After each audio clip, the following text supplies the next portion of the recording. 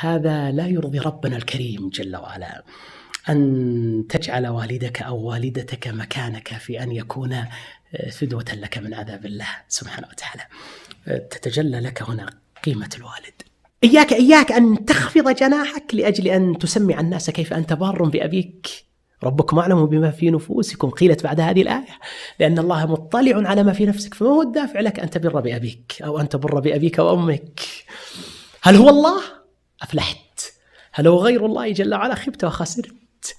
الله مستغني عن إحسانك فهو لا يحتاج إليه، لكن حقه عليك أن تعبده لأنه خلقك، وما خلقت الجن والإنس إلا ليعبدون. ووالداك لا يستحقان العبادة لأنها لله وحده لا شريك له ولا تجوز لغيره، لكنهما يستحقان الإحسان، فكان لزاما عليك أن تحسن إلى أمك وأبيك. لذلك ظل الإنسان طفلا حتى تموت أمه.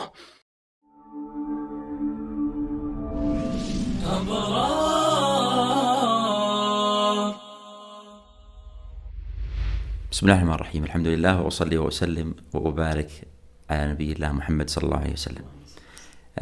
حديثنا في هذا اللقاء حول موضوع الوفاء. الوفاء بصورته المشرفة الجميلة التي هي امتداد لأوامر الله سبحانه وتعالى، كما ذكر في أكثر من موضع من كتاب الله سبحانه وتعالى، كيف إذا كان هذا الوفاء لأعظم شخصيتين في حياة الإنسان. في هذا اللقاء نستضيف الشيخ ناصر الحميد مشكورا للحديث حول محاور هذه اللفتة، هذه الصورة الجمالية الجميلة، لننطلق فيها من خلال بعض من آيات كتاب الله سبحانه وتعالى، نحرص على أن نجمع فيها شيئا مما أمر الله سبحانه وتعالى به في بر الوالدين. حياك الله شيخ. الله يحييك. الله يحييك. ما شاء الله تبارك الرحمن. أنت أردتها مقدمة ولكنها كانت مقدمة وخاتمة. الله يجزاك. وش بقيت؟ الله يجزاك. وش بقيت؟ ما شاء الله.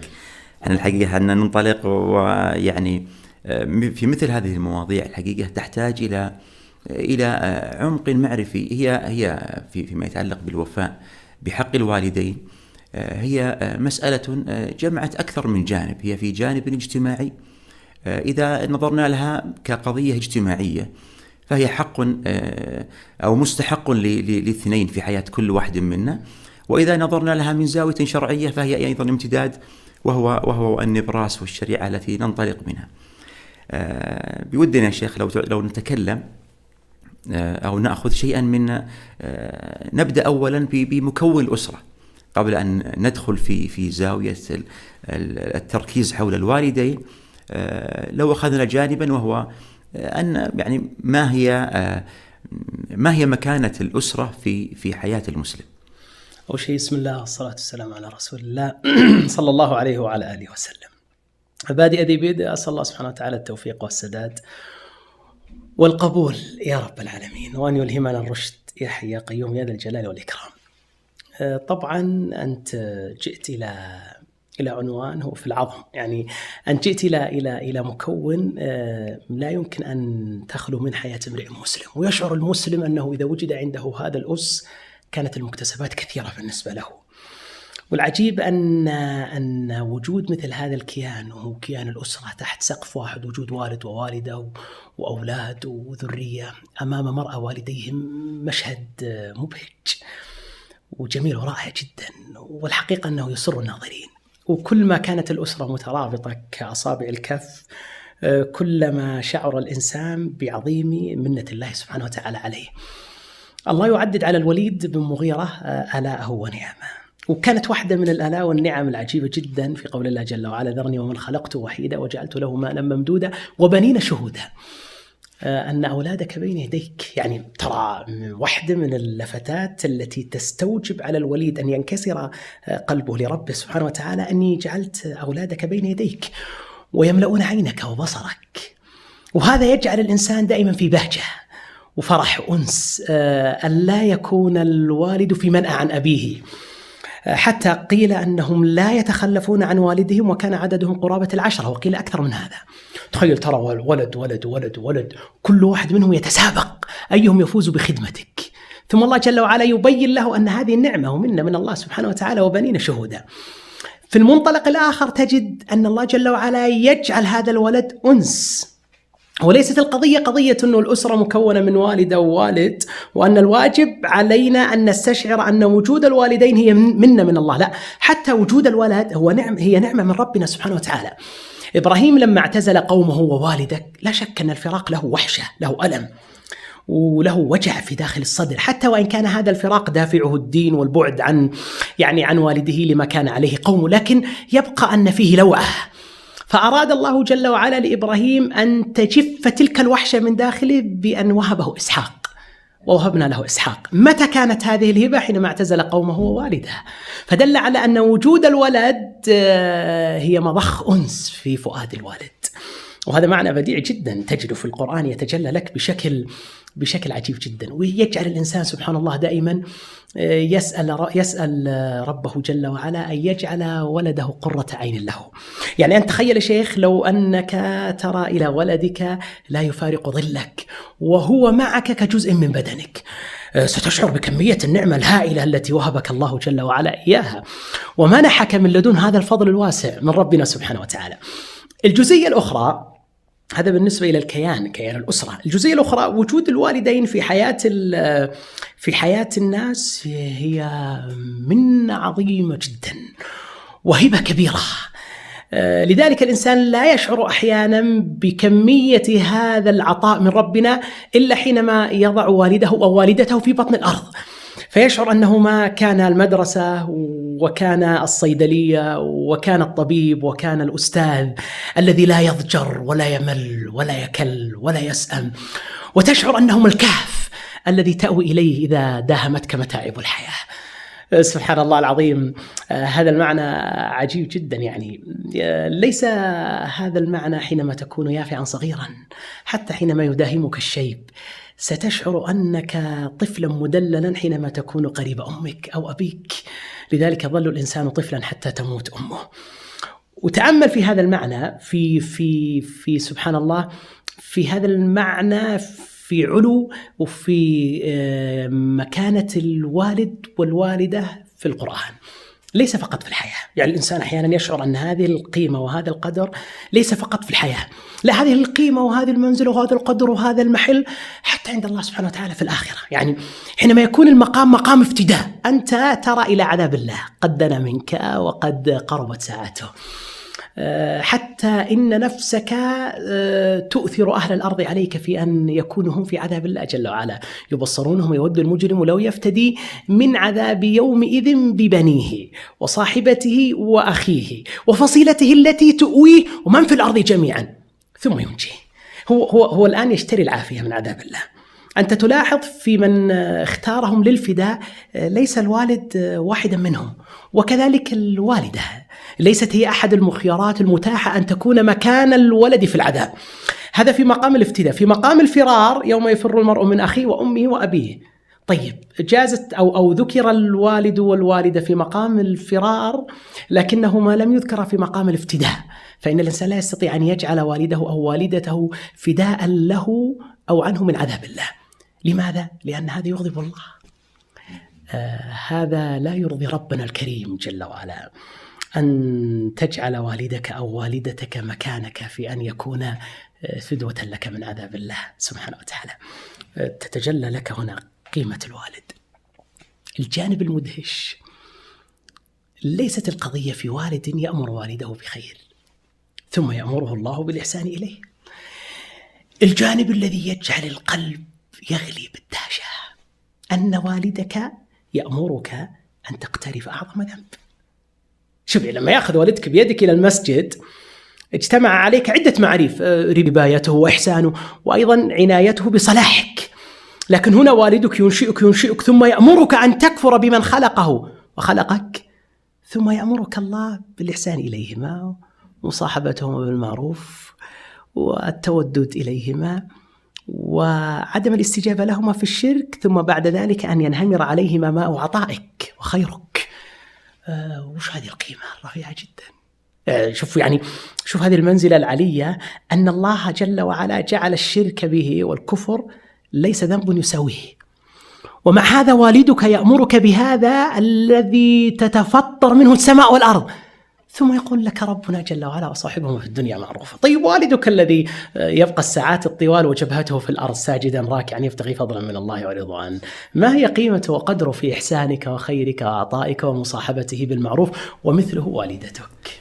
هذا الشيخ ناصر يعني فعلا يعني تتضح فيها المنهجية الربانية في التعامل مع الوالدين في قضية، في هذه القضية. يعني الآن هو رب العالمين يعتني بالوالدين أيا كانت حالتهم، فهو يأمرك بصورة محددة. أنت الآن تفرق بين أمرين، في حال الأمر بالإصلاح أو الحال الأمر بالكفر، لكن المنهجية الربانية هي متوقفة وواحدة.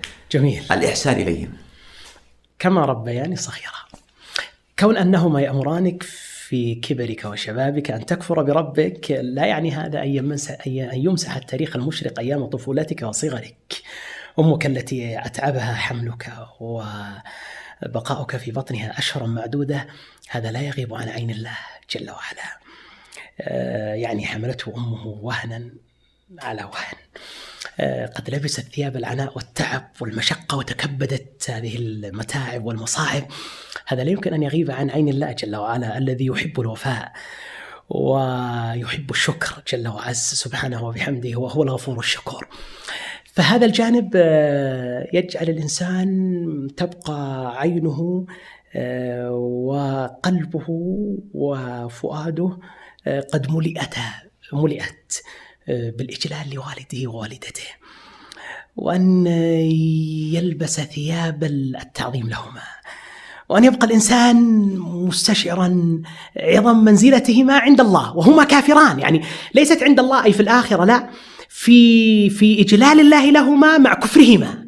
تخيل هذه الرتبة، يعني الذي يخاطبك الله بالإحسان إليهما هما كافران ويأمران بالكفر، وأن تبقى على دين آبائك وأجدادك، ومع ذلك الله سبحانه وتعالى يأمرك أن تصلهما بإحسانك. يا لله العجب، ما هذا الدين الذي بعث به النبي عليه الصلاة والسلام لإتمام مكارم وصالح الأخلاق. طيب إذا كان أبوك رجلا صالحا قد ملأ الصلاح قلبه، وأمك امرأة مخبتة لربها جل وعلا، هنا يكون العبء عليك أكبر، ومصاحبة المعروف في حقك أعظم وأجل. سبحان الله العظيم. نعم. سبحان الله. أنا أتساءل يا شيخ ناصر الآن، ربما لا يدرك الإنسان بعض الأحيان في شبابه حق والديه إدراكا تاما يعني. لكني لاحظت أنه متى ما رزق أو في اللحظة التي يرزق فيها بابن يتغير عنده التصور، المفهوم عنده يتضح بشكل أدق. هل تلاحظ هذا المعنى؟ وهذا ظاهر جدا. لذلك أعرف أحد الفضلاء سبحان الله قدر الله عليه أن تأخر، كانت زوجته قد بدأ بها الطلق، دنت منها ساعة الولادة، قدرا تأخر، فرأى والدته أو زوجته في ساعة الولادة، تشقق قلبه تعظيما لأمه، وأن هذه الساعة كانت ملؤها المتاعب، وأدرك حقا قول عبد الله بن عمر في الرجل الذي حمل والدته وقد جاء بها من اليمن على كتفه ليطوف بها في بيت الله الحرام، ظنا منه أنه قد سدد الذي عليه، فقال له ابن عمر: ولا زفرة من زفراتها. أنت حينما تكون أب وتنقب عن نفسك وأنت تتعب وترى كيف أنك قد حملت على كتفيك أعباءك وأعباء أسرتك، ستشعر أن دين والدك كان كبير جدا، وأن دين أمك أكبر وأكبر. أذكر أحد الفضلاء كنت أنا وإياه في طريق، التفت عليه قلت له: كيف أنت بعد فراق أمك؟ أنا أريد أن أستحلب ما في قلبه. يعني أنا شعرت أن في صدره معنى أحببت أن أستخرجه، فقلت له: كيف أنت بعد أمك؟ فالتفت علي وقال لي جواب بقي في فلك رأسي حتى ساعتي هذه والله. قال: إذا وضعت أمك في التراب فقد وضعت الحياة معها. ولا أجد لسانا يعبر عن هذا المعنى. مرت الأيام وتفاجأت أنه أحد الشعراء الكبار الذي كان متنبيا في قرن متأخر، وأحد الذين قد ذلل الله لهم القصيدة كما ذلل لداود الحديد ولينه له، وكان هذا الشاعر استنطق لسانه في مناسبات كثيرة جدا. العجيب أن والده مات، وكان الناس مسامعهم ترقب قصيده وأعينهم تستنطق شعره تحاول أن تبصره أين هو. فتفاجأوا أن هذا الرجل عقد لسانه وأطبق قلمه، ما كتب في هذه المناسبة قصيدا، مع أن الله سبحانه وتعالى جعل الشعر يمشي على فمه كما ينزل الماء من السماء. الأسبوع الأول صمت الناس لأنهم أدركوا أن الجلل والخطب أكبر من أن يستنطق هذا الشاعر في هذه المدة الزمنية. مر الأسبوع الآخر، الشهر الأول، وما زال الناس يرتقبون حتى أصبح هو حديث الناس. الشهر الثاني والثالث وما زال الناس هو حديثهم. لماذا هذا الشاعر الذي كتب في مناسبات عديدة جدا وجعل شعره خالدا في العالمين، لماذا لم يكتب في هذه المناسبة التي تشقق الصخور بالنسبة له؟ حتى كثر عذله وأصبح هو يلاك في ألسن الناس، وما علموا أن الحال أكبر من المقال، وأن الفقد أجل وأكبر من أن يجمع في قصيد، وأن لسان الشاعر ينقلب أميا لا يحسن أن يجمع حرفا إذا كان الفقد هو فقد الوالد وغياب الأب، وأن روحه استلت مع روح والده، وأن عقله قد غاب في تلك الساعة، وما استطاع أن يستحضر القصيدة ولا أن يجمع الحديث والكلم. ثم مر الشهر الرابع، حتى مر قريب النصف سنة، والشارع بدأ يغلي. لماذا هذا الشاعر ما زال قلمه مطبقا؟ فكشف الغطاء ورفع الستار وجاء بقصيد هو كان بركانا في صورة شعر، وكانت حروفه أمواج تتلاطم عما قام في قلبه من المشاعر، حتى عبر عن هذه الملامة التي كانت دولة بين الناس. فكان يقول: سألوني، وهو الشاعر أحمد شوقي الشاعر الكبير، سألوني لما لم أرث أبي، ورثاء الأب دين أي دين. يعني أنتم تعتقدون أن الذي أصمتني هو أن هذا الفقد لا أجد لوعه في قلبي، لكن الموضوع أكبر بكثير من أن أجمع لساني وأن آتي برقعتي وقلمي وحبري في هذه الساعة. أنا دفنت روحي مع والدي وكفنت وسكنت قبره، وإن كان جسدي فوق الأرض. هكذا أراد أن يعبر. فكان من جملة قصيدي ولن أذكرها جميعا، قال: سألوني لما لم أرث أبي، ورثاء الأب دين أي دين. أيها العذال ما أظلمكم، أين للعقل الذي يسعد أين؟ يعني عقل شوقي الذي كان يجتمع على بيت العرب أصبح اليوم مفترقا. لسان شوقي الذي كان يدر الجوهر والياقوت أصبح اليوم مشتعلا. ثم أراد أن يعبر بفقد والده أنه هو الذي فقد. قال: أنا من مات ومن مات أنا، لقي الموت كلانا مرتين، كنا مهجة في بدن، كنت أنا وإياك، كنت في ظهرك، ثم صرنا مهجة في بدنين، ثم عدنا مهجة في بدن، ثم نلقى جثة في كفنين. ما أبي، شوف بدأ التعبير عن المشاعر. وكان القصيد هو قطعة من لحمة قلبه في هذه الأبيات: ما أبي إلا أخ فارقته، وده الصدق وود الناس مين. شوف هذا التعبير العجيب. ما أبي إلا أخ فارقته وده الصدق وود الناس مين. ثم كان يعبر عن تلك الساعة التي يجتمع فيها مع والده. كان يقول: ثم قمنا إلى مائدة كانت الكسرة فيها كسرتين، وشربنا من إناء واحد، وغسلنا بعد ذا فيه اليدين، ومشينا يدي في يده، من رآنا قال عنا أخوين.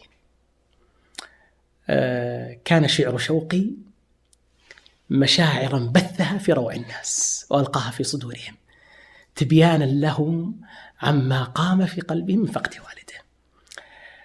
فعلا أن والدك هو قطعة منك وأنت قطعة منه، ومثله أمك. اللهم المستعان. طيب الشيخ ناصر، لو أردنا أن يعني أن نعرج موضوع البر، ربما الشاب في هذا الوقت الحاضر ربما يعني يرى أن والديه يعني يختلفان عنه في موضوع العمر والتجارب أكثر، لكن لا يجد محفزا أو دافعا لأن يبر بهما وأن يحرص عليهما. فربما بعضنا من فضل الله ربما يكون والده أو والدته في عمر يعني ليست كبيرة هرمة، فيجد أنه يستطيع أن يستقل عنها برأي أو بفكر أو ببعد أو بمشاغل أو غيرها. طبعا بر الوالد والوالدة هو ليس تشهيا، فأنت لا تبر والدك ما تشتهيت وتعق به ما تشتهيت، لأن دينه قد لزمك وجب في ذمتك وكان واجبا عليك أن تفي به. وقل رب ارحمهما كما ربياني صغيرا. والدك الذي تتأفف منه حينما كبر هو والدك الذي كان يأخذ بيدك ويحملك، هو الذي كان يطعمك ويبقى جائعا، هو الذي كان الجوع يأكل بطنه فينقل إليك الشبع، هو الذي كان يختار أقل اللباس لكي تكون أنت في أحسن حلة. برك بأبيك ليس هو يعني فضلا منك، وإنما هو مجازاة منك على إحسانهم الكبير الذي لا يمكن أن تلحق بشطره، فضلا أن تجازيه كله.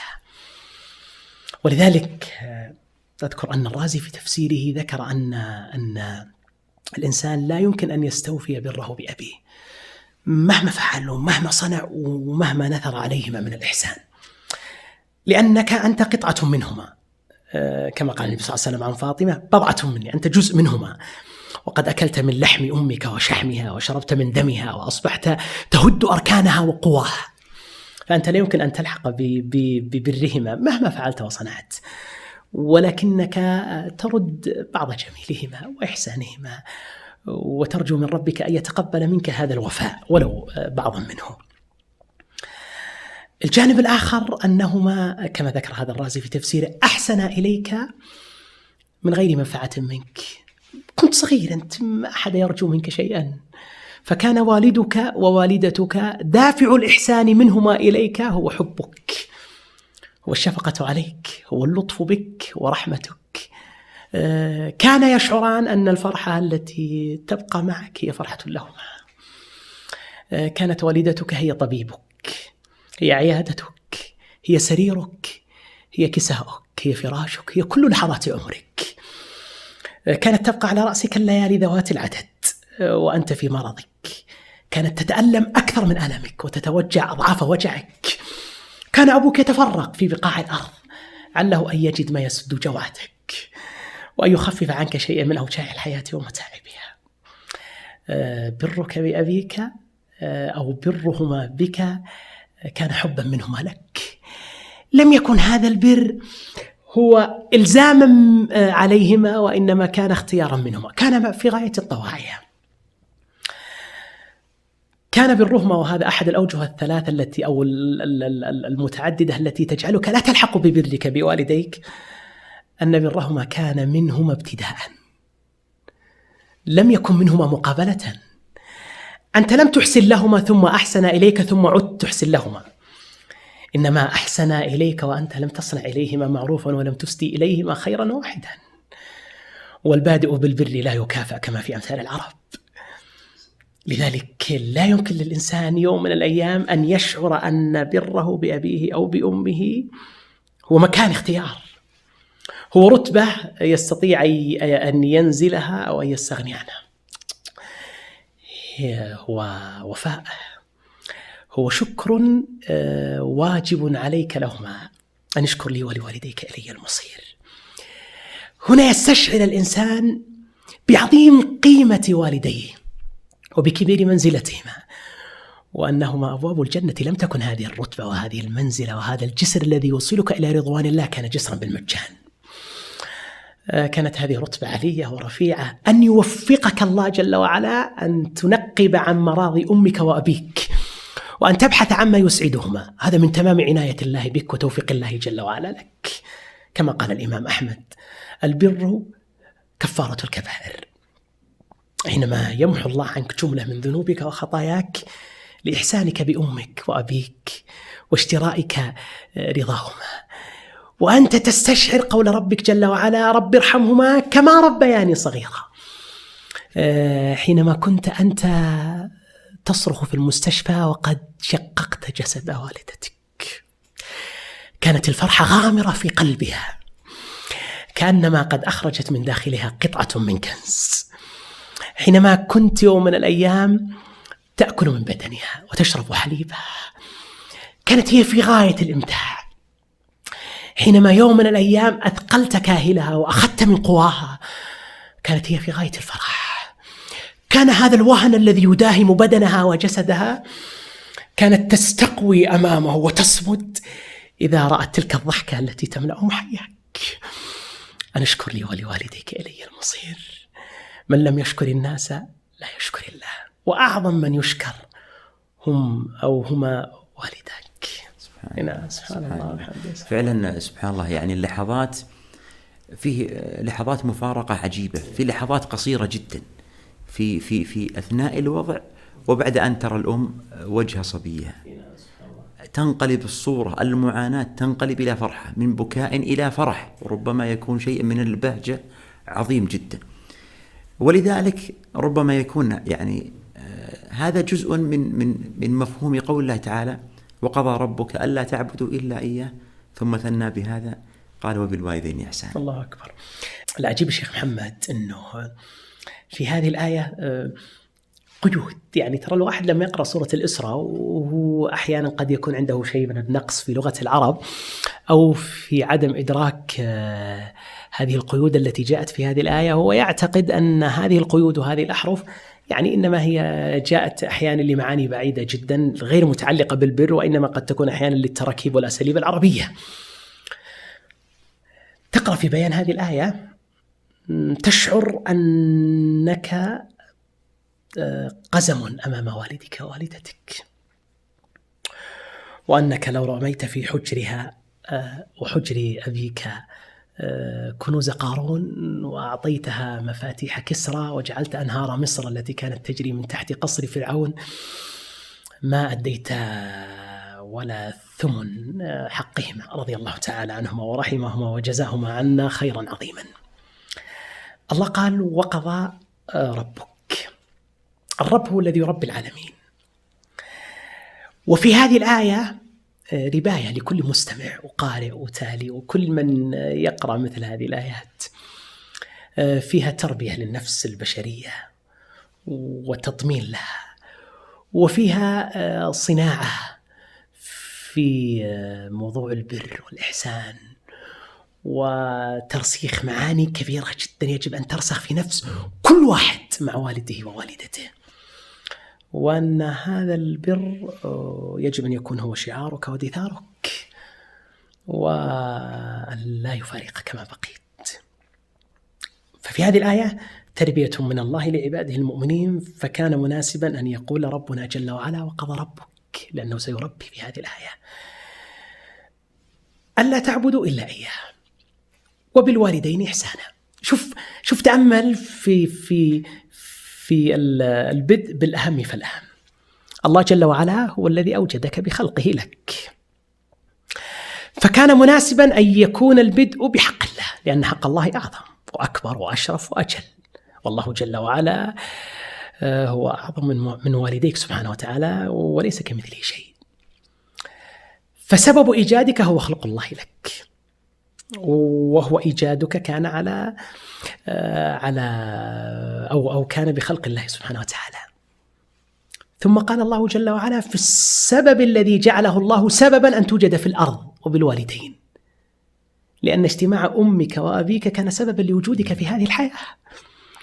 فأنت لم تكن لتولد وتسير في هذه البقعة وهذه الجغرافية إلا بعد تقدير الله وإيجاده لك، كان على يد والدك ووالدتك. ثم قال جل وعلا إحسانا، وقال في حقه سبحانه وبحمده ألا تعبدوا إلا إياه. الله مستغني عن إحسانك فهو لا يحتاج إليه، لكن حقه عليك أن تعبده لأنه خلقك، وما خلقت الجن والإنس إلا ليعبدون. ووالدك لا يستحقان العبادة لأنها لله وحده لا شريك له ولا تجوز لغيره، لكنهما يستحقان الإحسان، فكان لزاما عليك أن تحسن إلى أمك وأبيك. وعلة الإحسان وأحد أوجه الإحسان والدافعية لهذا الإحسان هو العناية بك، وقل رب ارحمهما كما ربياني صغيرا.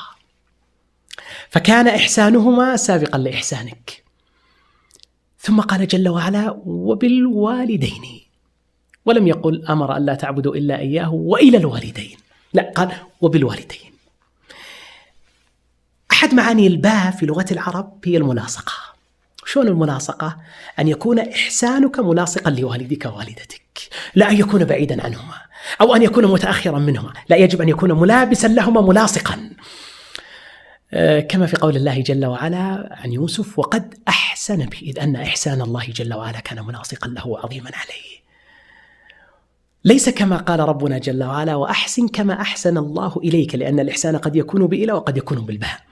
وأحد أوجه الباء في لغة العرب أن يكون هذا الإحسان ملاصقا لهما. ثم قال ربنا جل وعلا وبالوالدين إحسانا، ولم يقل وأحسنوا بالوالدين إحسانا، فقدم الوالدين على الإحسان لعناية الله جل وعلا بهما والتنبيه على قدرهما وعلو وأهمية شأنهما في هذا السياق. فقال جل وعلا إحسانا، ولم يقل الله جل وعلا وبالوالدين الإحسان، وإنما قال إحسانا لأن التنكير في لغة العرب يدل على العموم والتعميم، كل أوجه الإحسان، القولية والفعلية والمشاعرية، حتى في عينك يجب عليك أن تحسن إليهما وألا تحد النظر عليهما. شوف، تأمل كيف عناية الله بهما، وكيف الله جل وعلا يعلي شأنهما أمام ناظريك في هذه الأحرف والكلمات. حتى قال الرازي أن في هذه الآية كل قيد فيها يدل على وجوب الإحسان إليهما والمبالغة في ذلك.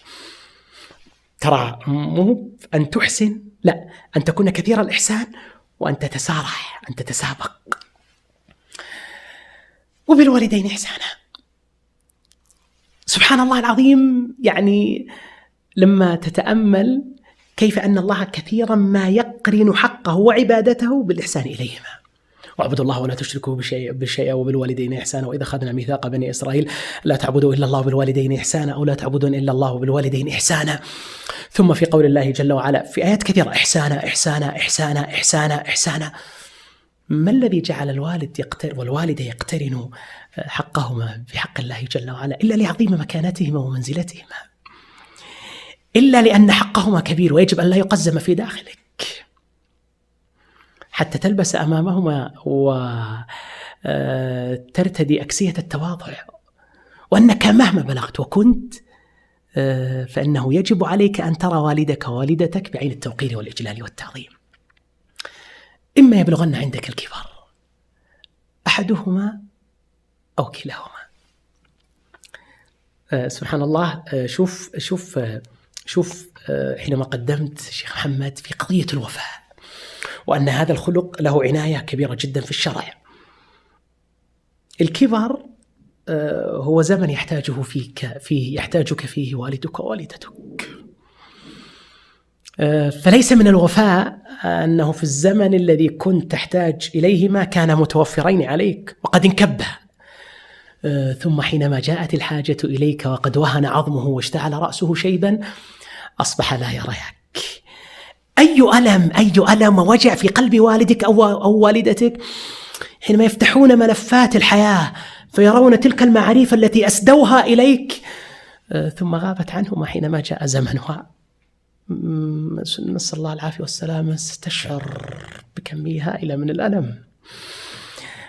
ستحس هنا أن القهر قد مزق قلبيهما، وهما يذكران تلك الساعات التي كان معروفهما ينهمر عليك كماء نوح، ثم بعد ذلك لم يرايا منك شيء. ثم قال الله جل وعلا: الكبر. أذكر أحد العرب أو الأعراب سئل: لما تزوجت؟ أو سئل عن الزواج، قال: حتى أرزق أبا، مو ابنا، أبا. طب أبوك جاي يرعاني في طفولة شيخوختي.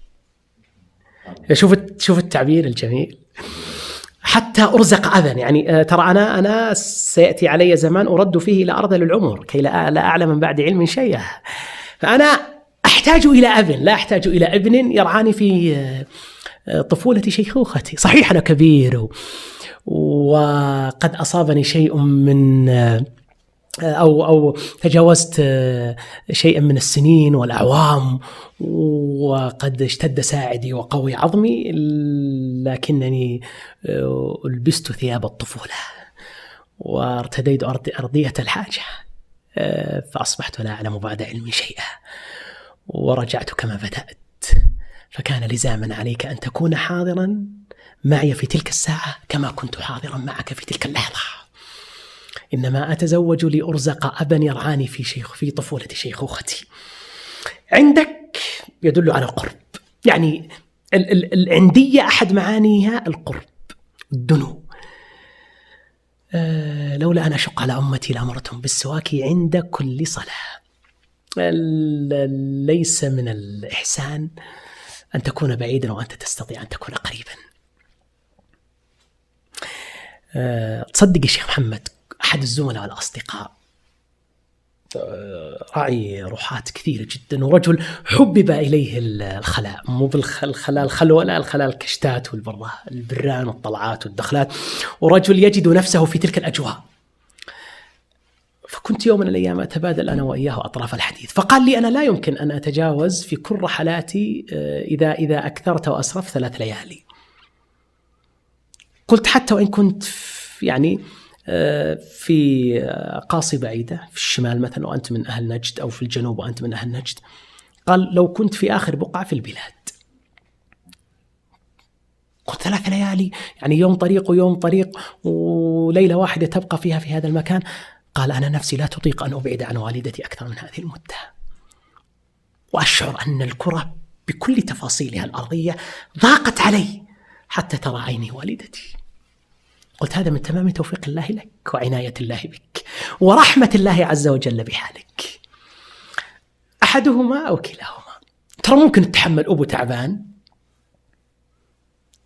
قد أحيانا تطيق والدها أن تكون متعة، لكن الله جل وعلا لما ذكر وجود أحدهما أراد أن ينبه أنه قد يوجد الآخر عندك أيضا، وأنت تحتاج أيضا إلى أن تبر بهما جميعا، فهما قد اجتمعا في يوم من الأيام على برك والإحسان إليك، وقد يوم من الأيام كان فوق رأسك، مع أنه قد يوجد أحدهما فيكتفى به عن الآخر، لكن كان يتسابقان ناحيتك، وهما يرون فيك آمال الحياة، ويشعرون أنك أنت الشمس التي ستشرق في كونهما أو كلاهما. فإذا وجد أحدهما أو كلاهما فلا تقل لهما أف. أنا بقيت أتأمل يوم من الأيام في معنى أف، وكيف ثقل هذه الكلمة في التعبير القرآني، وهوان هذه الجملة على اللسان أو هذه المفردة على اللسان، أنت تستطيع أن تقولها في جزء من الثاني أف. وكنا نعتقد أن أحد المعاني في هذه المفردة أنها استثقال وتضجر، وهذا صحيح، لكن وجدت معنى آخر كأنه فيه تذكير من الله جل وعلا بماضيك حتى لا يكون غائبا عنك في حاضرك وأنت مع والديك. قيل أحد معاني الأف، وأظنه قول روي عن مجاهد، هو النتن، فيرى من والده أو من والدته ما يكره، رائحة، فضلة، حالة لا يعلم. أحيانا قد يكون والدك أصابه الهرم وأصبح كالطفل الذي لا يميز يده من قدمه، فأنت ترى منه ما يكره وتستثقل فتقول أف. فكأن الله جل وعلا أراد منك أن تتذكر تلك اللحظة التي كانت أمك فيها تجلي عنك كل قدر، وابتسامتها قد أشرقت في محياها. أراد الله منك أن تتذكر تلك اللحظة التي كان فيها القدر يملأ جسدك وكنت على كف والدك وما تأفف في وجهك ولا استثقل عليك، فلا تقل لهما أف ولا تنهرهما. عجيب هذا المعنى. ما زال الإنسان لزاما عليه أن لا يسمع والده أدنى درجات التضجر. يعني ليست القضية قضية أنه والله أنه بدأت متاعب الحياة عليك فكان هذا مبررا أن يرى والدك أو أن يرى والدك منك ما يكره. لا لا لا، هذا غير مبرر. أنت يوم من الأيام كانت قاذورات جسدك تنظف بباطن كف أمك، وكانت أمك لا تطيق أن تبقى دقيقة هذه الفضلات وهي فيك، فلا تقل لهم أف. أنسيت تلك اللحظات التي عشت فيها صغيرا وكان يحسنان فيها إليك غاية الإحسان، وما سمعت ولن تسمع منهما أف ولا أدنى من أف، ولا تنهرهما.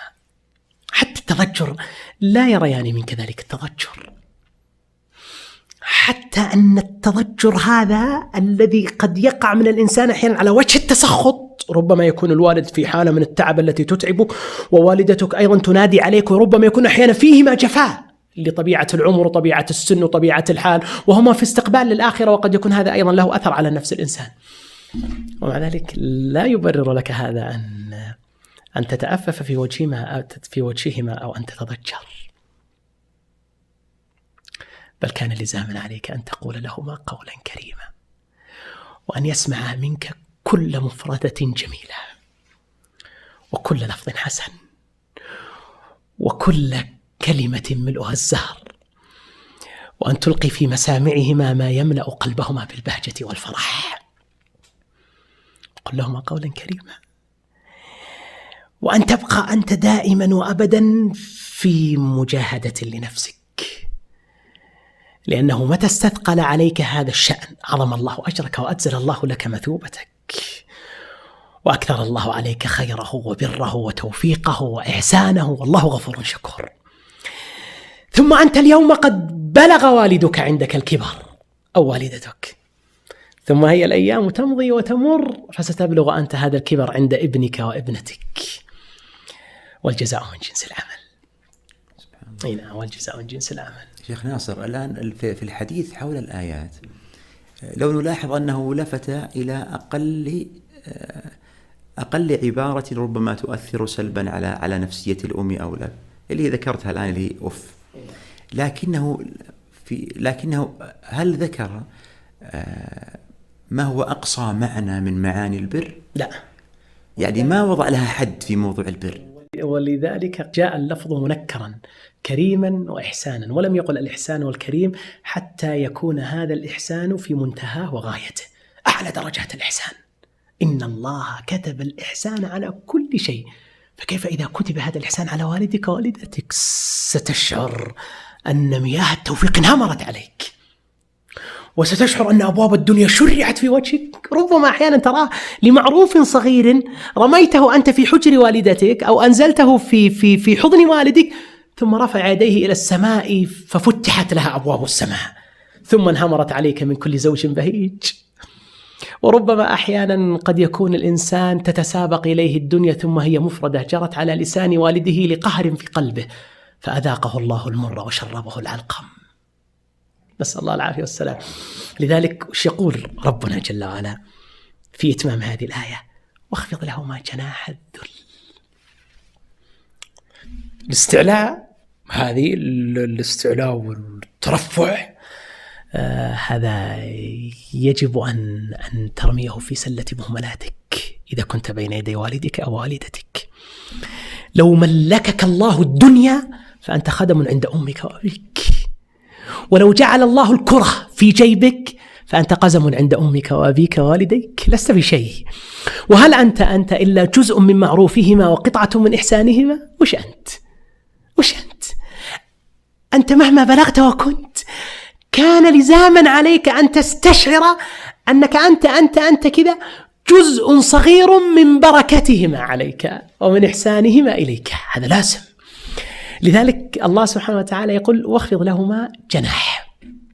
العجيب سبحان الله أنك حينما تقلب ناظريك في الطير لا تجد أن الطير يخفض جناحه إلا في حالتين في الغالب: إما أن يضم ولده إليه، يعني يجعل فرخه تحت جناحه فيضم الجناح إليه ويخفضه، وهذا فيه تعبير وكناية على أن ترعى والدك ووالدتك.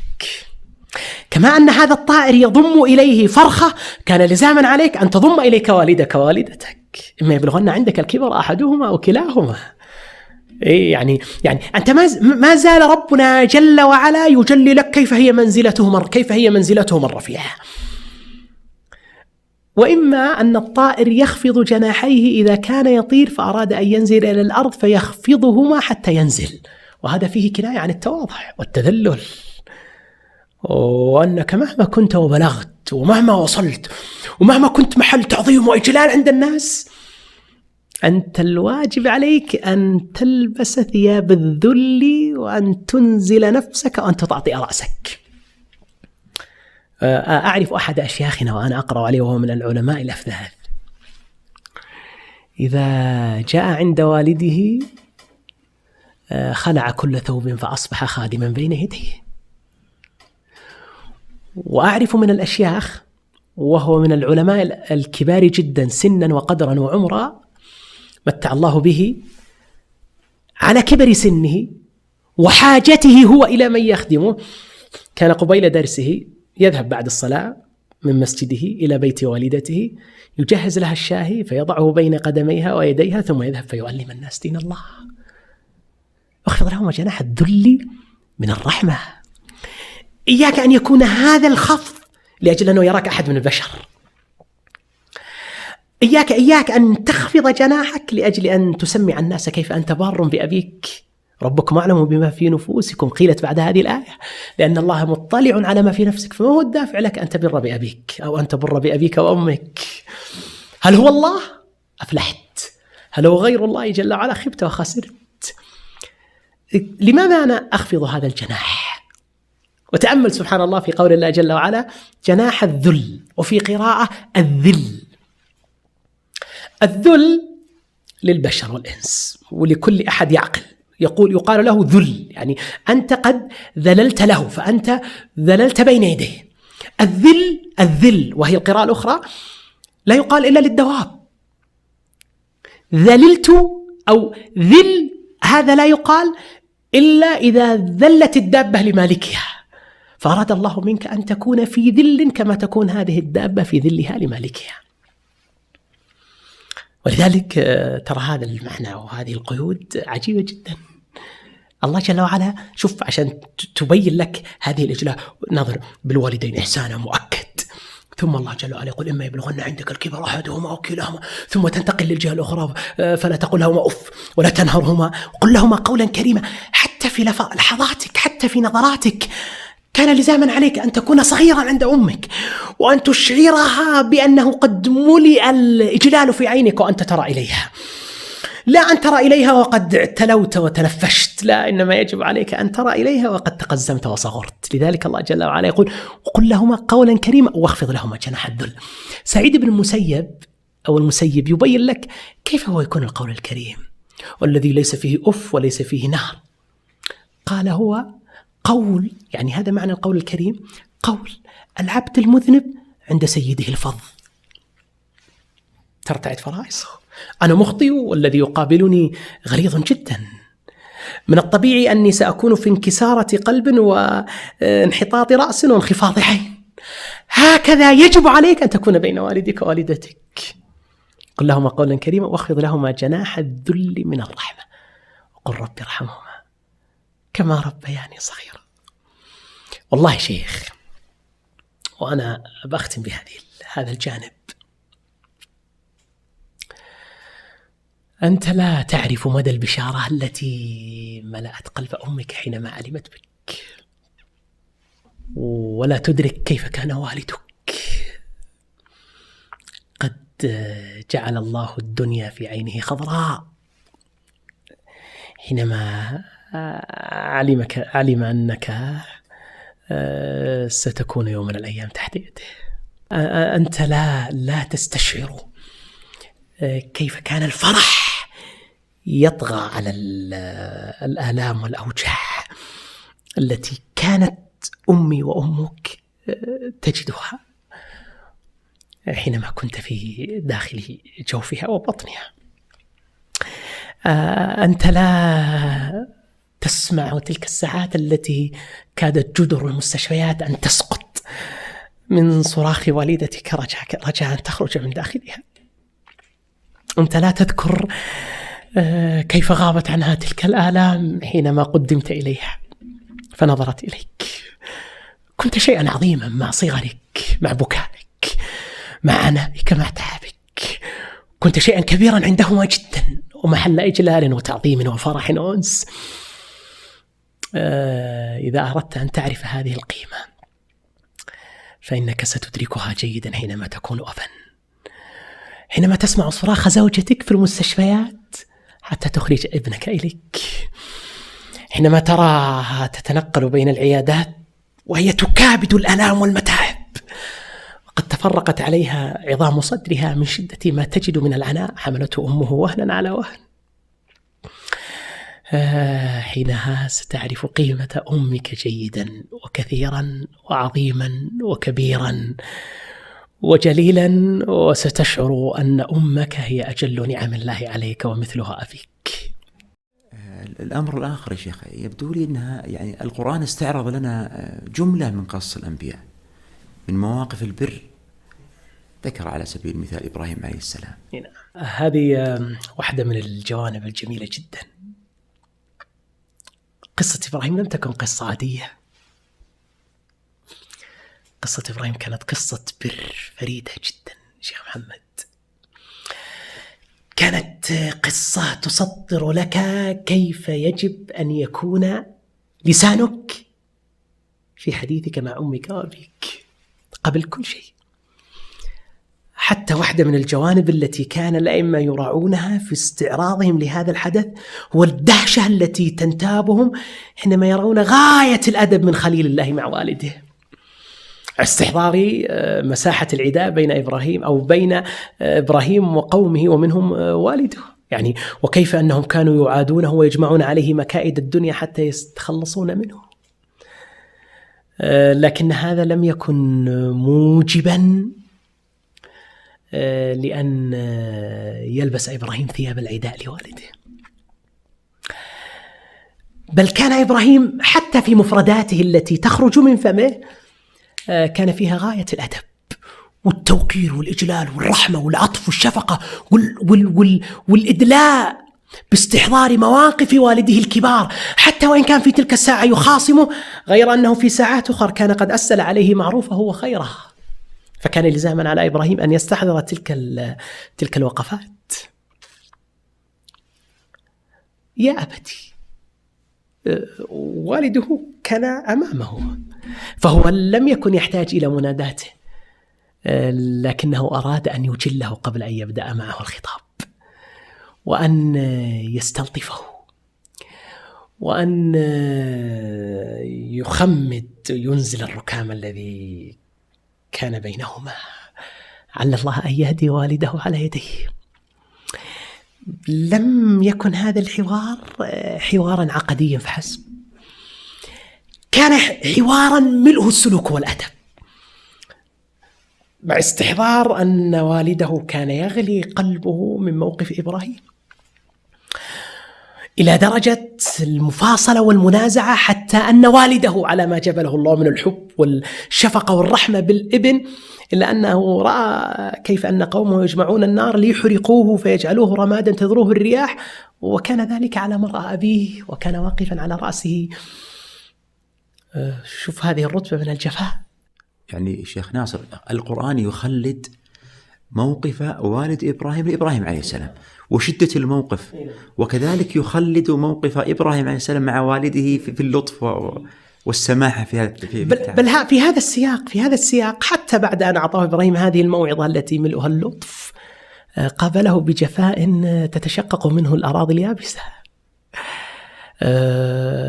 يعني واحد قاعد يخاطبك ويعطيك عبارات ملؤها الرحمة بك والشفقة عليك والأدب، ثم تقول لأرجمنك واهجرني مليا. يعني ما هذا الجفاء؟ ومع هذا الجفاء ما زال إبراهيم يغمر والده بلطفه، قال سلام عليك. يعني واحد يقولك ترى بأضربك وبشتمك واهجرني مليا، ليست القضية أن تبتعد عن هذه الجغرافية ساعة من الزمن، لا ابعد، خليك بعيد جدا. ثم يقول سلام عليك، أبشر. ثم تتأمل أنت في ذات الخطاب،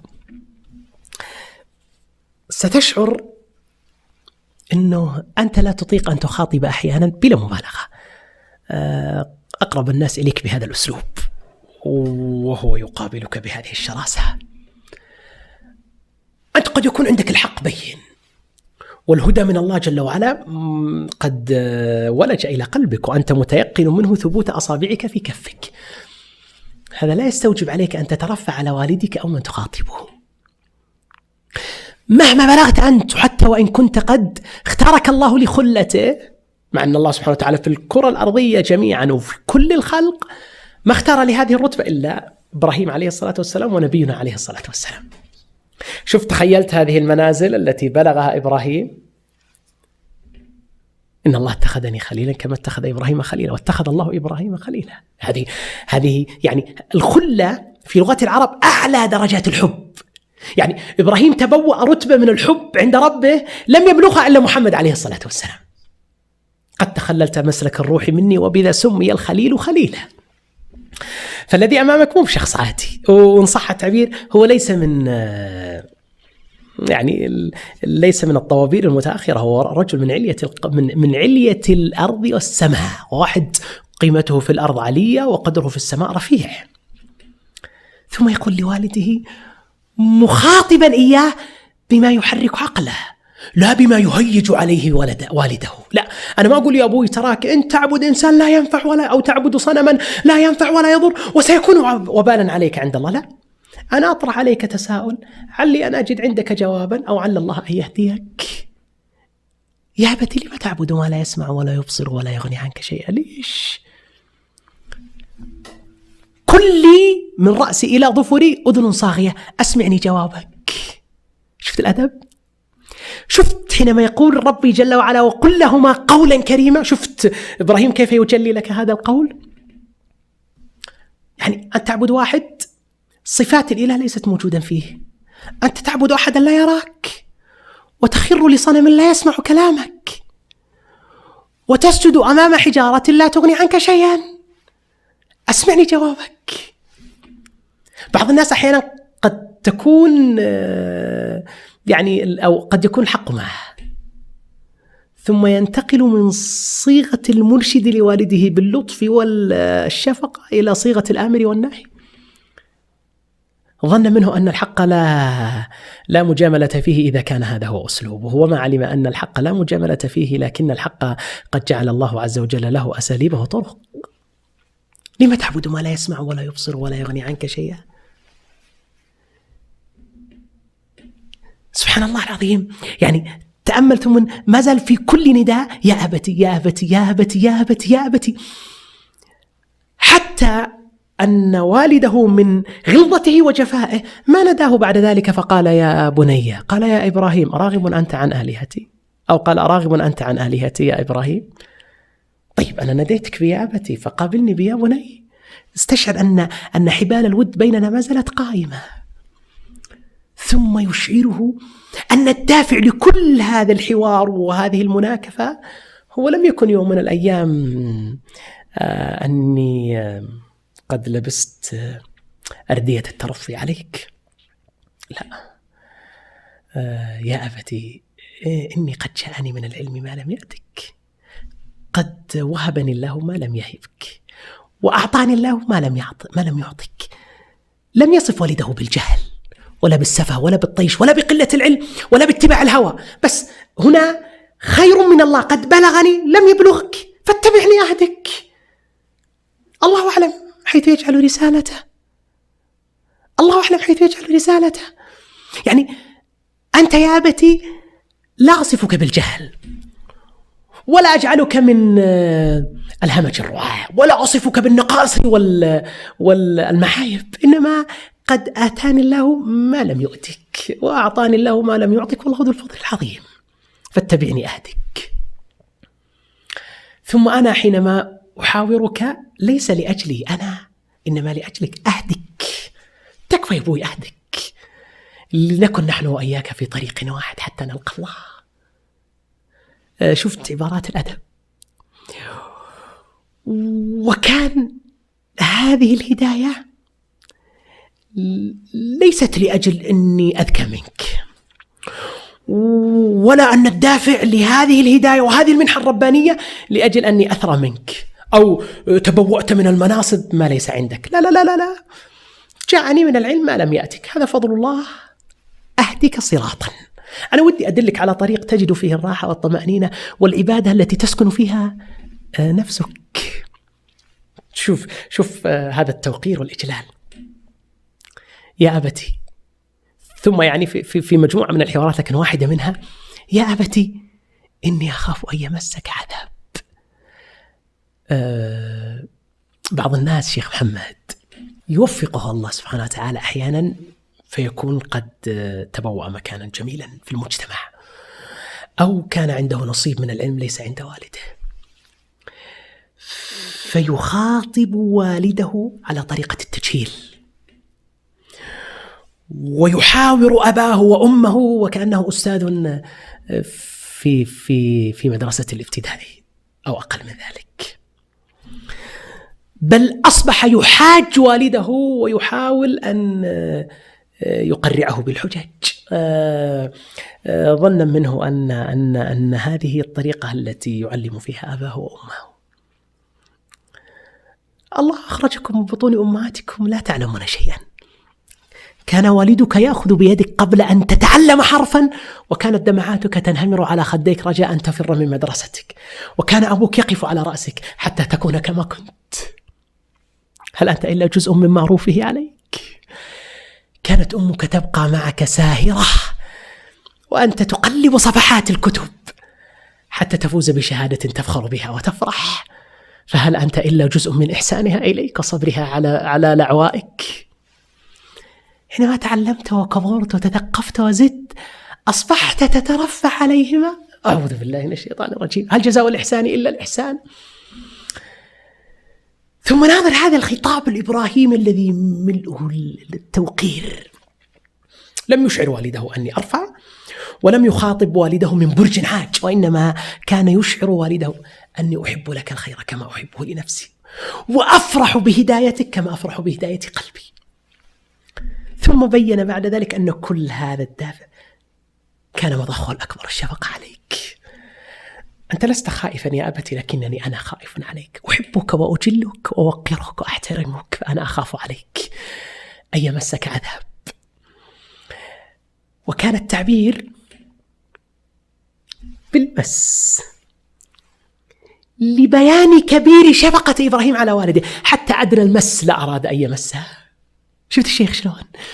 المس البسيط هذا الذي يناله هو من عذاب الرحمن ومن عذاب الله، إبراهيم ما رضي أن ينزل على جسد والده، ما استطاع إلى ذلك سبيلا. اليوم تلقى لك واحد والده مصاب مثلا بالسكر، قد يكون هذا الابن طبيب أو يكون عنده قراءة وثقافة، ثم أصبح يملي على والده التعليمات ويخاطبه بطريقة تمجها نفوس الأطفال فضلا عن الكبار، وأصبح يخاطب والده وكأنه مملوكا تحت يديه، بل أحيانا ربما يغاضبه ويسخطه، ثم يعتقد منه أن هذا هو من البر به والإحسان إليه. إبراهيم كان يخاطبه قد لبس ثياب الشفقة ومرت على لسانه جمل الرحمة بأبيه: أخاف أن يمسك عذاب، حتى المس ما ودي يمسك يا أبوي، تكفى لا يجيك ولا جزء بسيط من عذاب الله. وتأمل في هذا السياق، أن يمسك عذاب مو من الجبار ولا من المنتقم ولا من القدير، من الرحمن اللي بيرحمك، بس اتبعني يهدك صراطا سويا. وش هذا العذاب؟ هذا خليل الله ووالده على الكفر والشرك. كيف يجرؤ المرء يوم من الأيام اعتقادا منه أنه على هدى من الله أن يخاطب والده الذي هو على الإيمان والخير والصلاح بأسلوب تمجه الأنفس؟ إبراهيم جل لنا قول ربنا جل وعلا: وقولا لهما قولا كريما. ثم بعد ذلك عاد قابله والده بمزيد من الجفاء، وما زال إبراهيم عليه السلام بوالده رجاء هداية الله عز وجل له، ولكن الله يفعل ما يريد. الله أكبر، سبحان الله. عيسى قال: وبرا بوالدتي ولم يجعلني جبارا شقيا. كان هذا الاعتراف بهذا البر في سياق الدفاع. شلون؟ كان عيسى عليه السلام مدافعا عن والدته: يا أخت هارون ما كان أبوك امرأ سوء وما كانت أمك بغية، فأشارت إليه. ترى هذا بدافع، هذا هو الجندي الذي سأستخدمه في وجوهكم، وهو لساني الذي سأنطق به. ثم إذا به يدافع يدافع يدافع: وجعلني مباركا إلى آخر هذه المنن من الله. ثم قال: وبرا بوالدتي ولو كانت أمي بغيا ما بررت بها، ولا رضيت أن أدافع عنها ببغائها في هذا المكان وفي هذا الموطن، ولم يجعلني جبارا شقيا. قال الرازي في تفسيره، قال بعض العلماء: لا ينبغي للعاق إلا أن يكون جبارا شقيا. بعض الناس يتصل عليك يعني يقول لك: يا أخي كل أبواب التوفيق صكت في وجهي، ما تركت صغيرة ولا كبيرة إلا ولجتها رجاء توفيق الله لي. ثم تسأله: كيف أنت مع أمك وأبيك؟ يبكيان منه، كيف سينالك توفيق الله؟ كيف تهنأ بطعام وقد شققت قلب أمك بوجهك؟ كيف تطيب لك الحياة وأنت تستنشق هواءها ونسيمها وأنت ترى إلى والدك وقد احمر وجهه منك؟ شلون يعني؟ كيف تستقر عظامك في مفاصلك وأنت ترى إلى والدك يكاد قلبه يخرج من صدره حنقا عليك، أو والدتك؟ شلون؟ ما هذه النفس التي جبلت على الشقاء والجبروت، ترفع الطغيان والفساد. أنت كيف تنام وربما تنام أمك فلا تستيقظ فلا تراها إلا حينما تقف أنت وإياها بين يدي الله؟ ولم يجعلني جبارا شقيا. بينما تجد أقوام صب الله عليهم التوفيق في حجورهم وبارك الله فيما فعلوا وما لم يفعلوا، لتلك المعاني التي أقاموها في نفس أبيه وأمه لا يمكن أن يبات وفي قلب والدته عليه مثقال ذرة ولا قلب والده، فيجد أن نفسه لا تطيب ولا يهنأ لها العيش حتى يرى إلى تلك الابتسامة التي علت على أفواههم: وبرا بوالدتي ولم يجعلني جبارا شقيا. الحقيقة يعني مثل هالوقفات مع بعض الآيات في هذا الاتجاه عظيم جدا، وأيضا هو يقرب لنا الصورة أن بفضل الله نحن نعيش أيضا في هذا الزمن بأمثلة من قصص الوفاء والبر من فضل الله. لم تغب عنا يعني نماذج منها. إن كانت الشيخ ناصر تذكر شيئا منها مثلا. كنت يوم في الفصل الدراسي وأنا أستاذ في المدرسة سألت الطلاب، وكان طلاب ابتدائي، قلت شباب سأطرح عليكم سؤالا وخذوه بقواكم، لابد تتحملون هذا السؤال. قال سم. قلت سأسألكم واجعلوا مشاعركم في نفوسكم، يعني يعرف أن الحال أكبر من المقال. قالوا شو السؤال؟ قلت لو استدعتك إدارة المدرسة وأخذتك وحيدا في غرفة ونبأتك أن أمك قد فارقت الحياة أو والدك، كيف هي مشاعرك؟ تفاجأت أن أعينهم اجتمع فيها ماء العين. والله العظيم اندهشت، وأنا أرى إلى بعضهم كيف أن عينه عجزت أن تحبس ماءه، حتى أن الموقف ما تخيله فضلا أن يعيشه. فقلت لهم هل أمك راضية عنك وأنت الآن في دراستك هنا في المدرسة؟ طيب لو خرجت منها ولم تعد إليها؟ والله لتمنيت أن تخرجها من بطن الأرض فتقبل قدمها رجاء أن ترضى عنك. فأحسن إليها ما دام أن روحها وروح أبيك بين أكتافهم، قبل أن يكون فراق لا لقاء فيه إلا عند ربنا جل وعلا. سألتني عن نماذج البر، ولعلنا يعني هذا البودكاست يكون الحديث فيه يعني في هذه النماذج أو سأجعل يعني نماذج بسيطة جدا، النماذج التي موجودة عند السلف كثيرة، لأنهم أهل توفيق وديانة وخير وأهل فضل وصلاح وعلم، والله سبحانه وتعالى وفقهم إلى رتب عالية جدا، من لدن الصحابة رضي الله تعالى عنهم إلى أزماننا هذه. فليس العجب أنك تجد واحد من القرون الأولى والقرون الوسطى أو من أهل الخير والصلاح وممن اشتهر اسمه أن يكون في غاية البر لوالده، هذا مو بعجب، أو والدته. لكن العجيب أن أحيانا تجد أنه فيه درجات كبيرة جدا من البر موجودة عند ناس في القرون المتأخرة قد لا تقرأها أحيانا في كتب التاريخ أو التراجم، وتشعر أن هذه الرتبة من البر هي محض توفيق الله له، وتستغرب أحيانا أنه رجل قليل ذات اليد فقير، غير أنه ما مد يده يوما حاجة إلى أحد، وأن الله عز وجل أعاضه في أولاده خيرا كبيرا، وملأ بدنه صحة وعافية، وجعل السكينة في قلبه، مع أن أسباب السعادة في أعين الناس قد رحلت عنه وما علموا أنها مجتمعة عليه. ثم تنظر إلى حاله لا تجد أنه كثير مثلا صلاة وعبادة ونسك، ثم تتفاجأ أن عنده رتبة رفيعة جدا هي الإحسان إلى الوالد والوالدة. أحد الأصدقاء أنا أعرفه جيدا كان يوم من الأيام يحدثني عن صنع والده بوالدته، والد هذا الشاب بوالدته بوالدة أبيه. قلت كيف؟ قال كان في درجة من البر رفيعة جدا. أنا ما نسيت ما حدثني به، والله العظيم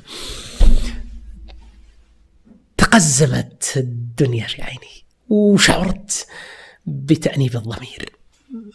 هل إذا كنت يوم من الأيام في مثل موقفه سأصنع صنعه أم أتعذر؟ ايش تخيل يا شيخ؟ كان ينظف أمه بيده. هذا ليس عجب، هذا ليس عجب. الذي جعلني أندهش أمام هذا الموقف من البر أنه حدث اجعل في يدك قفاز يحول بينك وبين فضلات حياتي، فبكى.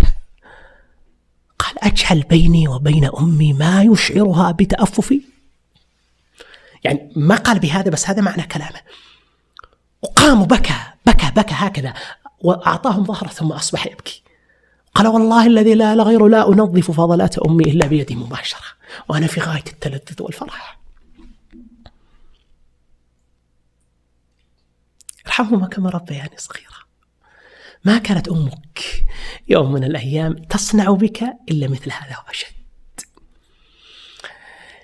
أحد الفضلاء والأصدقاء وأحد الأخيار ولا زكي على الله،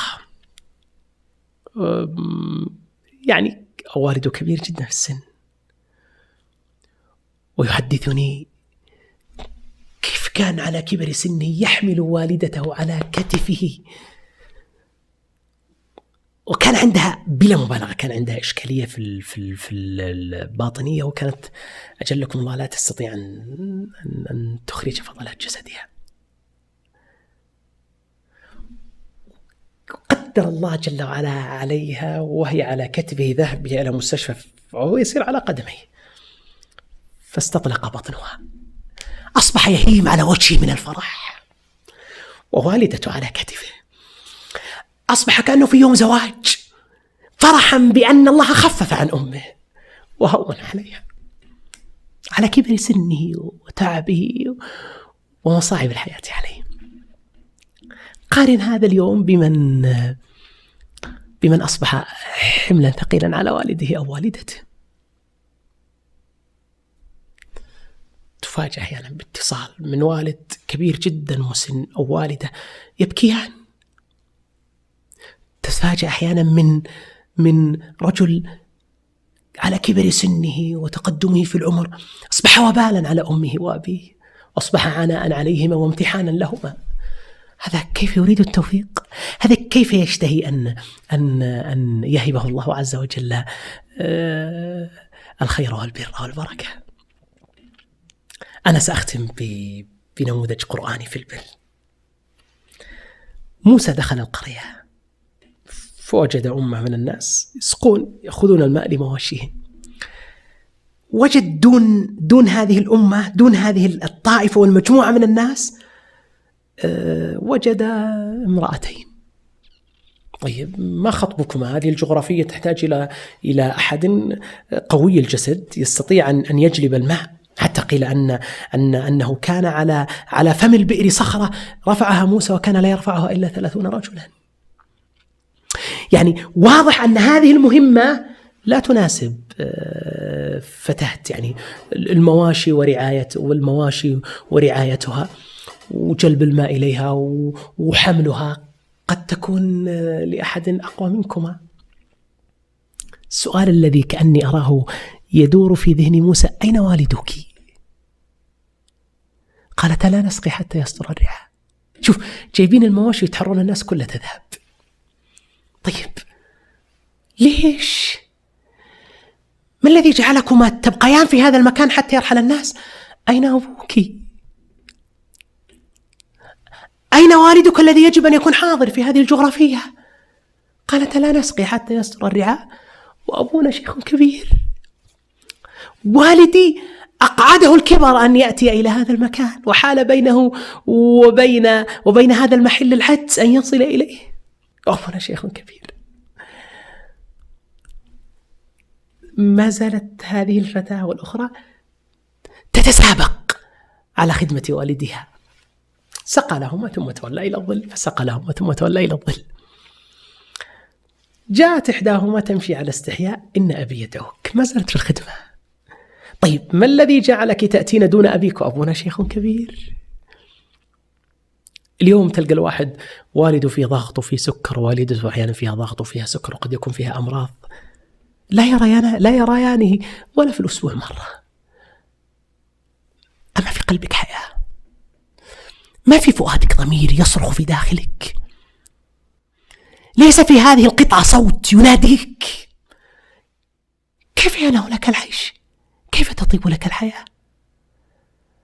أنا أسجل هذه المادة وأعرف امرأة عجوز جدا وكبيرة وأم أولاد بل جدة، والله الذي لا إله غيره، أن سريرها في هذه اللحظة عند قدمي والدتها، وهي جدة ليست امرأة صغيرة. وحتى الهواء الذي يخرج من فم أمها تضعه في يدها برا بها، أحلى درجات البر والإحسان، أعرفها باسمها. كيف ترجو لذة الحياة وأنت منغمس في تجارتك أحيانا وفي أعمالك وتتحذر لوالديك بأعذار واهية؟ أمك أهون عليك من درهمك ودينارك. هل أصبح أبوك أصغر في عينك من شركتك ومؤسستك وحتى أيا كنت فيه؟ لماذا لم يتعذر حينما كنت صغيرا بمثل ما تعذرت به حينما كبر؟ أرأيت هذه اللحظة العارضة من البر وهذه الساعة التي كان ملؤها الإحسان لهذا الشيخ الكبير من هاتين الفتاتين؟ ما غابت في السماء: إن أبي يدعوك ليجزيك أجر ما سقيت لنا. فكان نصيب هذا البر أن زوج الله إحداهما كليم الرحمن جل وعلا، موسى الذي كتب الله له التوراة بيمينه وأعطاها إياه.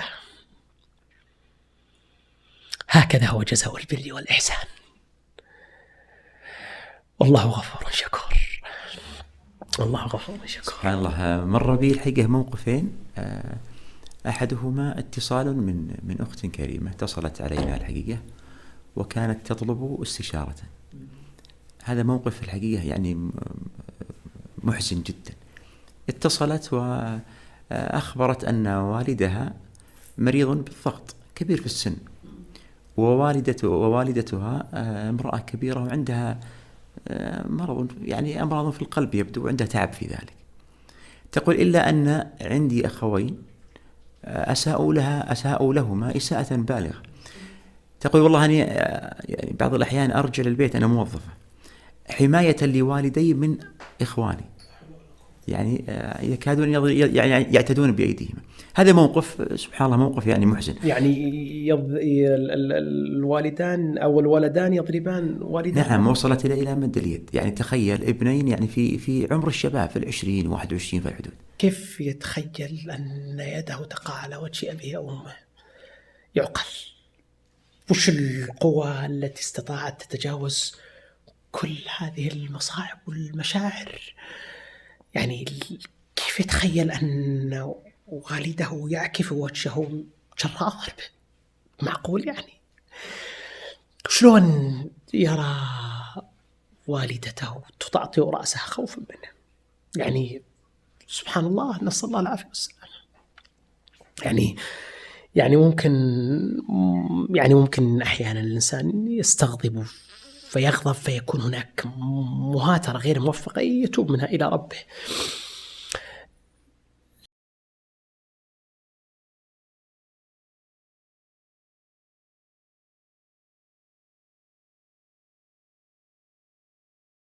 أو يا رجاء السلامة من يدك أو مدتها. أعوذ بالله. يعني سيكون هذا الموقف يوم من الأيام على وجهه هو، وسينزل على خده. والله الذي لا إله غيره سيرى ما وقع على أبي سيقع عليه، وربك لا يظلم أحدا. كيف الإنسان يجمع قواه أمام والده الذي دهمه الشيب جراء تعبه عليه؟ شلون؟ كيف إنسان يطيق هذا الموقف؟ كيف إنسان يهنأ بالعيش وهو يرى إلى والده قد انكسرت روحه بعد أن رأى أن ولده الذي كان يرجو نفع يده أصبح يلقي عليه ثقلها. أعوذ بالله من الشيطان الرجيم، ولم يجعلني جبارا شقيا.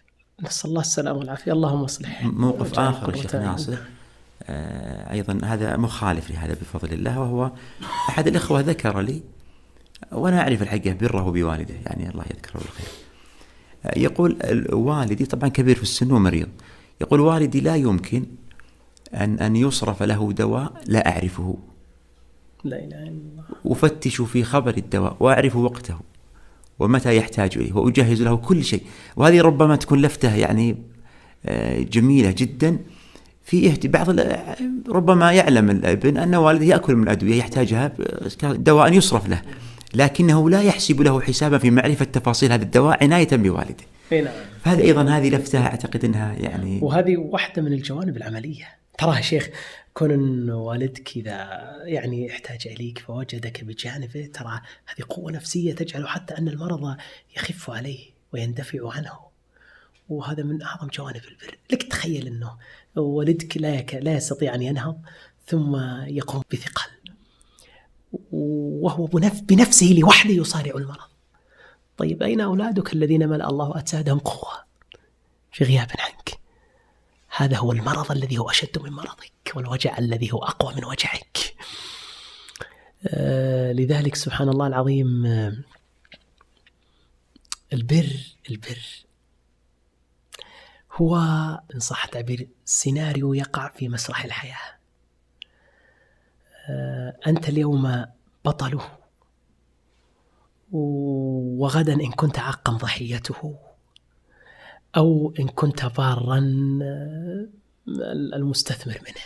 أنا أذكر موقف حصل أمامي لا يمكن أن أنساه.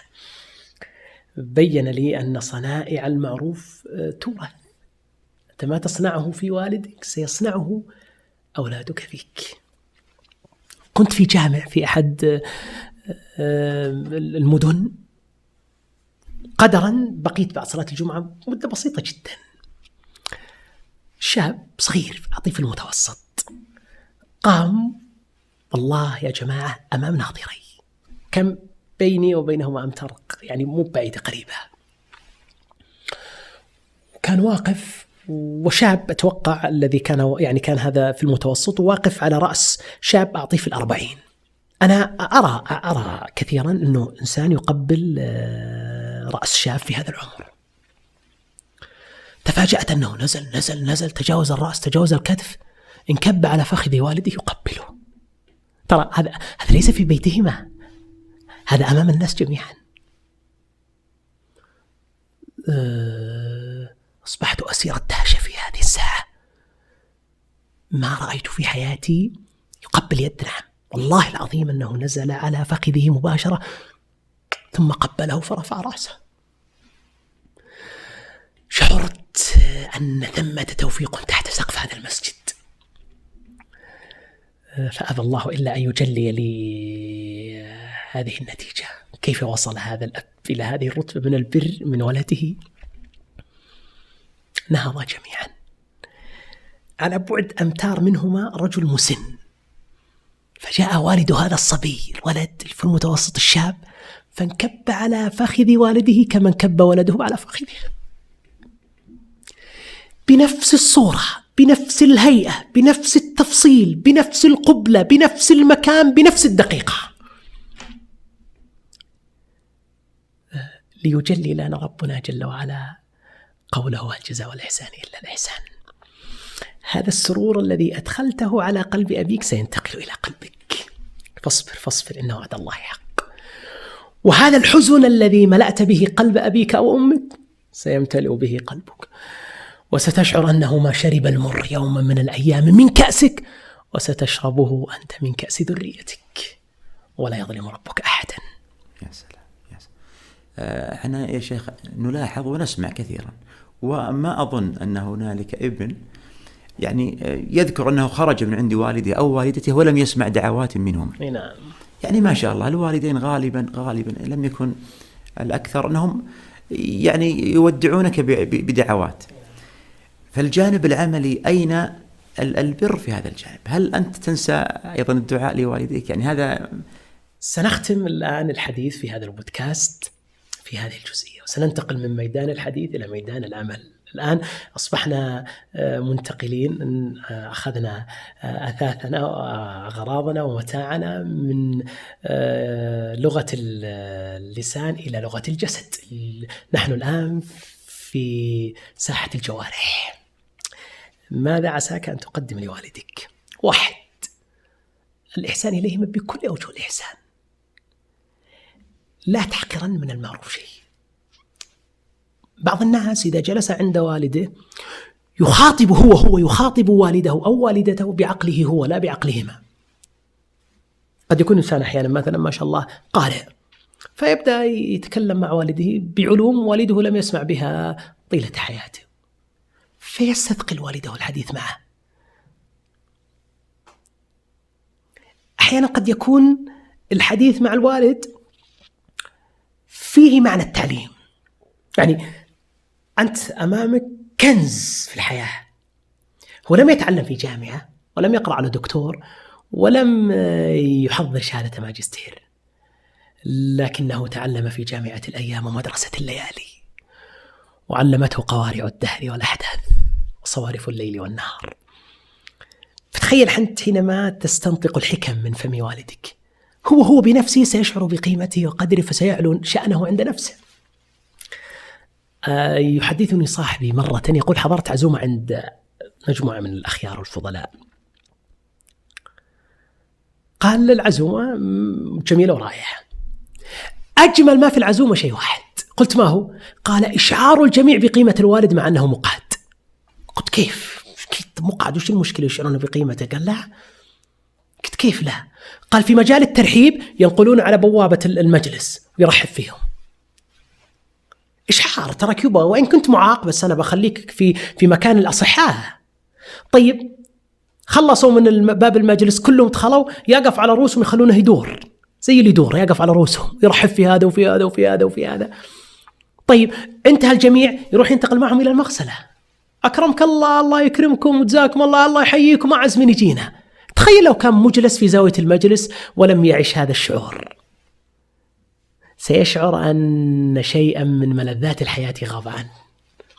شفت هذا الفقه البسيط جدا؟ هذا هو بالوالدين إحسانا.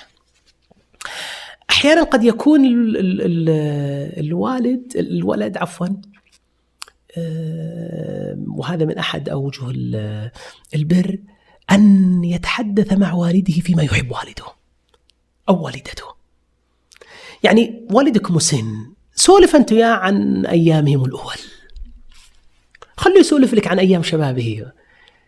لا تقعد تشعر نفسك أن تلك أيام الغابرين ولا فائدة منها، لا اشعر أنه واجمع قواك عليه، يعني اجعله يعني كأنك تريد أن تأكل حديثه أكلا من الاستمتاع بكلامه. في حس أنه بس يقول متى بيدخل فلان ودي يجي باقي سالفتين 3 سوالف. شفت شلون؟ لم تأخذ منك جهدا، ولو أنت جالس أنت باقي بينهم. يعني أنت سواء بهذه الصفة أو بصفة أخرى، هذه المدة الزمنية ستعيش بينهم فيها أو ستكون فيها أو ستكون بينهم فيها. واحدة من جوانب البر أن تحضر لهما أحيانا ما يشتهيانه مما يعجزان عنه. يعني بكون معكم صريح، اليوم حنا في التقنية في أشياء قد تكون غير متوفرة في بلدك، ووالدك ما يعرف في كل هذه الأجهزة والمواقع والمتاجر، ما يعرف مثل هذه الأشياء. فتخيل أن والدك مثلا يشتهي نوع من اللباس ولا يوجد في مثلا في كل بلدك، ووالدك لا يستطيع أن يركب سيارته فيأتي به. وش الشعور الذي سيشعر به أبوك حينما تدخل عليه وقد أهديته هذا اللباس، أو والدتك؟ شوف من البر بسيطة في متناول يد الجميع. أحيانا من أوجه البر الثناء عليهما: الله يجزاكم خير اللي أحسنتم لنا، والله ما حنا إلا حسنة من حسناتكم، والله العظيم لولا الله ثم أنتم ما سوينا شيء ولا سرنا شيء ولا قدرنا على شيء، عسانا نرد 1% من جميلكما. سيشعران أن هذا التعب اللذان كانا يقارعانه في الماضي أنه أصبح اليوم مزهرا، ووجد من كل زوج بهيج. كل أعمال بسيطة جدا، وأنت باقي بين ظهرانيهم، وأنت كل هذه الكلمات وأنت جالس. من أوجه البر بهما أحيانا أن يعني خاصة إذا بلغ الوالد يعني مثلا منزله أو سن معين لا يستطيع ربما أن يخرج فيه من بيته، أن تأتي إليهما بمن يحبانه. تخيل يا أخي داخل على أبوك بصديقه وحاط كذا وجبة عشاء لأصدقاء والدتك، لأنه ممكن ما تقدر تطلع الآن في هالمرحلة هذه، مريض وتعبان وربما لازمة السرير مرحلة معينة، فأنت دقن على كل صديقات والدتك وجمعهم عندك في البيت أو في بيتها وقلت ترى وجبة عشاءكم الليلة عندي. الله أكبر! وش هذا الإسداء الكبير جدا الذي لم يتطلب منك إلا جهدا يسيرا. مشاريع في البر سهلة جدا، لكن أين الموفق؟ الجانب الثاني أو التطبيق الآخر بغير التفاصيل الأول، الدعاء لهما، قل رب ارحمهما كما ربياني صغيرا. سواء كان في الحياة أو كان بعد الممات. من منا دعا يوم من الأيام أن يمتع الله والده أو والدته بجسده وقواه؟ ستشعر أن هذا الدعاء لا يمر عليك إلا قليلا أحيانا. من منا يوم من الأيام سأل الله سبحانه وتعالى أن يصرف عنهم السوء ويقربهما من كل خير، وأن يحبب إليهما المعروف وأن يبعدهما عن كل سوء. ترى عادي جدا، هذا من أكبر ما تستهي إلى والدتك. كما قال النبي عليه الصلاة والسلام: ولد صالح يدعو له، حتى كان من أمارات صلاح الولد أن يذكر والده ووالدته عند الله. هذا دليل على صلاحك واستقامتك وخيرك سواء في الحياة أو بعد الممات. ولذلك أخبر النبي عليه الصلاة والسلام، وهذه أيضا تكون بعد الوفاة، أن العبد يبلغ المنزلة في الجنة ما بلغها إياه إلا استغفار ولده له. عندك مشاريع في الحياة، صح، سكنت بطن الأرض بس خلفت من ورائك مشاريع بقيت تدر عليك ألوانا من الأعمال، أن تتصدق عنه، أن توقف له، أن تدعو له، إلى آخره. هذا فيما يتعلق في أعمال البر المتعلقة به هو. الجانب الثالث زيارة أصدقائه وأحبابه سواء من القرابة أو من الزمالة. إن أبر البر كما جاء في الصحيح زيارة الرجل أهل ود أبيه. أخي نظر من أصدقاء والدك، سرهم، عاهدهم. من وفاء النبي عليه الصلاة والسلام أنه يهدي ليس لوالده أو والدته، لا، يهدي لصويحبات خديجة حفظا لمعروفها، ومعروف الوالد والوالد أكبر من معروف الزوجة، وحقهما على الزوج أجل من حق زوجها. فيعني الإنسان اليوم لك أن تتخيل أنك تأتي إلى والدك سواء كان في حياته أو في مماته ثم يخبره صاحبه أن ولدك جاء إلينا زائرا متحفيا بنا إجلالا لك. أنا هالحين أنا وأنا أتكلم أشعر بالفخر لو كنت مكانه، وأنا ما زلت شابا صغيرا يا أخي. يعني فتخيل كم هي البهجة التي ستملأ قلب أبيك. الجانب الأخير التعاون أنت وإياه على الخير والمعروف، ودلالته أيضا على ما يقربه من رب جل وعلا، لكن بالتي أحسن.